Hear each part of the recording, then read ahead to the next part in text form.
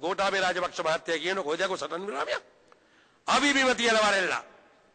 මේ වචනේ කියාගන්න කිසිම රාජ්‍ය නායකයෙකුට අමාත්‍යවරයා සභාව අමතමින් සිටියේදී ශබ්ද විකාශන යන්ත්‍රය ක්‍රියා විරහිත වුණා. ලයිට් ගියාද? කවුද මේ මයික්ස් බාර ඉන්නේ? කො මයික් බාර එක්කන? අයිලමයෝ.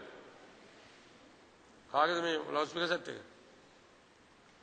මේක අද වැඩ කරන්නේ නැත්තම් මේක මං ගලවගෙන යනවා රාජසන්තක කරනවා. කතාව වෙච්චලයි.